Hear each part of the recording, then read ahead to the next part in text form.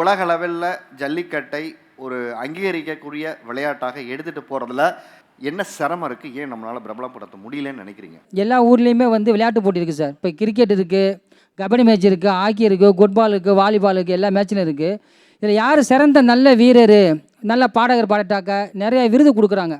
இந்த ஜல்லிக்கட்டில் நல்லா சிறந்த மாடாக எத்தனை மாடு பிடிக்கிறாங்க எல்லா ஊர்லேயும் தேர்ந்தெடுத்து அத்தனை வீரர் மிஞ்சி போனால் ஒரு 100 வீரர் வருவாங்க, வருஷத்துக்கு வருவாங்க. அந்த 100 வீரருக்கும் வருஷத்துக்கு ஒரு சிறந்த மாடு பிடிச்சாங்க அப்படின்னு சொல்லி ஒரு அவார்டு மாதிரி கொடுத்தா அது ஒரு நம்ம ஊக்குவிக்கிற மாதிரி இருக்கும். நம்ம அடுத்த கட்டத்தை விருது வழங்கும் விழாக்களை நம்ம ஊக்குவிக்கலாம். ஸ்பான்சர் கிடைக்கணும் சார். இப்போ யுவா கபடி எப்படி ஸ்பான்சர் பண்ணுறாங்க, ப்ரோ கபடி எப்படி பெரிய பெரிய தொழிலதிபர்கள் பிரைவேட் கம்பெனிலாம் எப்படி இருக்காங்களா, இது வந்து கிராமத்திலே தான் இந்த ஜல்லிக்கட்டு இருக்குது சார். யூனிட்டியாக சேர முடியல. ஒரு கிராமத்தில் 20 லட்ச ரூபா பணம் சேர முடியல, அடுத்த கிராமத்துக்கு 20 லட்ச ரூபா சேர முடியல.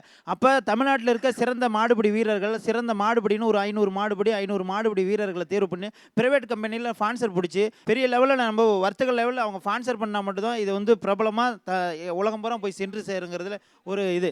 தமிழக அரசு இப்போ ஜல்லிக்கட்டை ஒரு அடுத்த முறையாக முன்னெடுத்து கொண்டு போகணுன்ற ஒரு இதை கையில் எடுத்து இப்போ மதுரை மாவட்டத்தில் ஜல்லிக்கட்டுக்குன்னு ஒரு ஸ்டேடியம் எங்கேயும் இல்லாத அளவுக்கு ஒரு ஸ்டேடியம் கொண்டு வந்து ஜல்லிக்கட்டு நடத்துனாங்க. இதே மாதிரி ஸ்டேடியம் சென்னையிலையும் கொண்டு வரணும். ஜல்லிக்கட்டுக்கு ஒவ்வொரு மாவட்டங்கள்லையும் ஸ்டேடியங்கள் அமைச்சு அரசு இதை முன்னெடுத்து ஜல்லிக்கட்டுங்கிறத ஒரு ஸ்டேடியம் லெவலில் ஒரு மேட்ச் மாதிரி பண்ணி கொண்டு போனாங்கன்னா இது நாளடைவில் இன்னும் அது ரீச் ஆகும் சார். முதல்ல மாடு பிடிக்கிற வீரர்களுக்கு நம்ம பொதுமக்கள், உற்றார் உறவினர்கள், நம்ம பசங்களுக்கு பெண்ணை கொடுக்க முன்வாருங்க.